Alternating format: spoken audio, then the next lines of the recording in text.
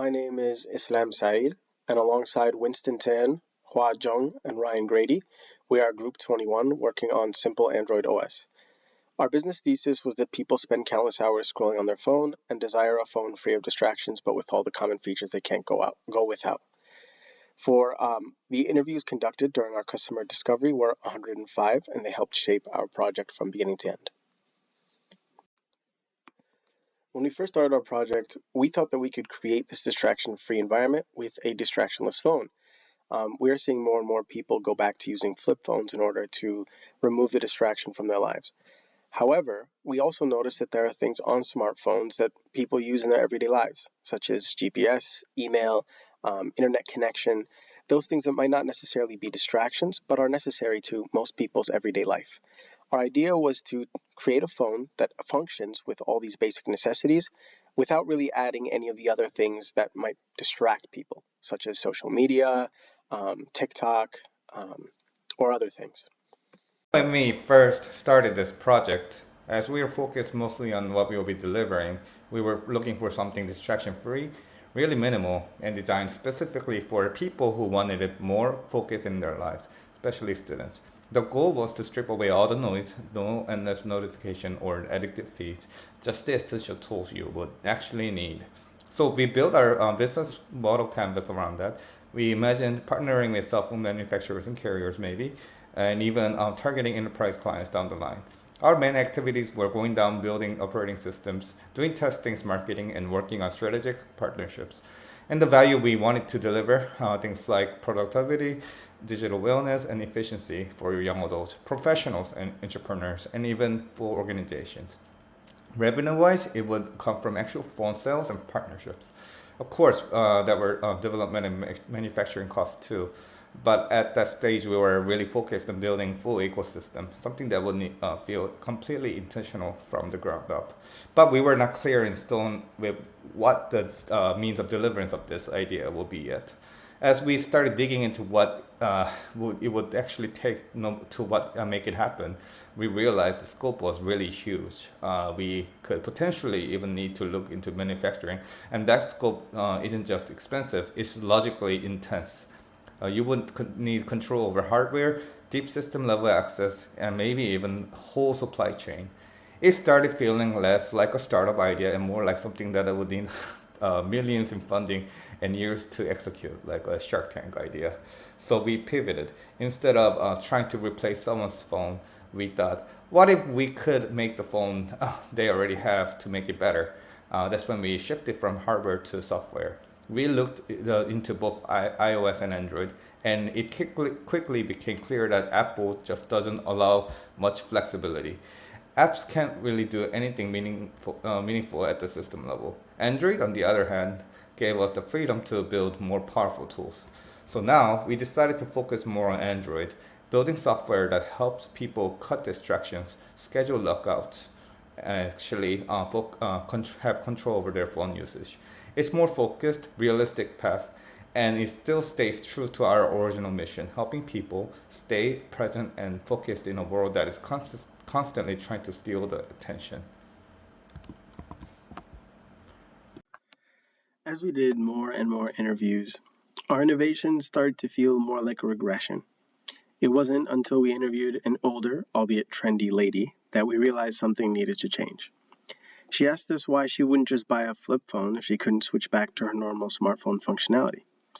Our current idea did have a lot of value. It created the efficiency that people needed in their lives and reduced the phone addiction that we knew bogged them down, but it wasn't really anything new. People would still want to have the ability to use all the functionality of their normal phone, so they would keep their smartphones, even if they get ours, in turn using our modulated smartphone less and less. Our product would end up like the flip phone, obsolete. So we decided to focus on the less on the end product and more on our customers. Our customers wanted to control their modularity. They wanted to be able to turn it on and off when they needed to, or set limiters when they needed to. Customization was the missing piece of the puzzle. Our product needed a big change, from a modular phone to an app or OS that gave them control over that modulation. We wanted to allow people to set the amount of time they could turn off their dopamine dispensing smartphones, so they can focus on what they need to before returning functionality to them. Essentially, instead of a permanent change, we grant them the value of our idea in their own personalized way. Now, while this sounds like a small and subtle change, it actually changes the idea in some pretty massive ways. These drastic changes applied most notably in our business model canvas throughout the duration of our need finding. We changed from a focus on partnerships, carriers, and cell phone companies to targeting the users directly. Despite these changes, we did keep some things from our original ideas, like the key partnerships we would eventually develop with universities and cell phone companies. Most importantly, however, while the value of our product also remained the same, we realized that putting control into the hands of the users changed the entire direction of our idea. Everything from our key developments to revenue streams changed to be geared to more towards those individual buyers. Our target market analysis changed completely as well. In a sense, this change also gave our team more control over our target market, as we would now be interacting with our user base directly. But on this slide, we will be going over, the TAM, right, and what TAM is, or the total available market, right? So basically, just imagine, everyone in the U.S., have a smartphone, which I believe is true, and there's roughly over 300 million people that live in the U.S. And I feel like a lot of us nowadays know that, friends and family have a smartphone. Even myself, I have a smartphone now, and I've been using it for, much of my life.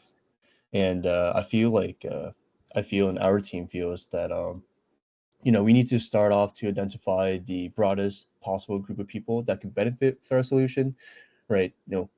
Which is anyone in the US. So we feel like this product can live on mobile, and that anyone on the phone who's using it would be, provide us a great opportunity to give our product to people. And then, so going on, with SAM, or to serve the available market, right? Of course, you can't reach everybody in the US, right? There's so many demographics, so many age groups, there's so many people, right? And we need to narrow it down, right? So that's the purpose of SAM, or to serve the available market, right?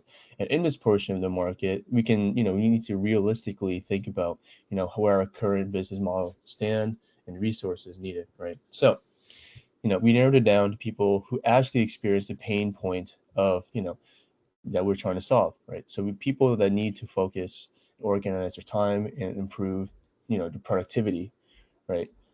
This includes busy professionals, teachers, students, and so on that needs to access to our tech. And finally, we are on the target market, right? So this is where we ultimately decided on who we wanted our customers to be. And it's basically college students, right? So, we're young adults, and, there are major exams that we need to focus on, right? The MCATs, the SATs, and so on. So I feel like this group is the most tech savvy, highly motivated and willing to try new tools and gain, performance edge. Even myself, I need this tool to,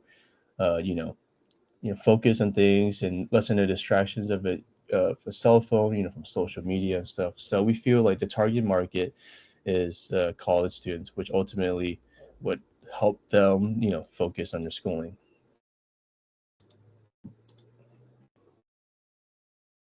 We have decided that this idea is a go based on customer discovery that suggests there is a need for an OS that provides focus for the user. The next steps are to move into the development phase, where we will designate leadership, begin a proof of concept, and obtain funding. By designating leadership, we can make an agile environment so that we can make decisions on the fly and provide good business decisions in the end. This will ensure success of our startup.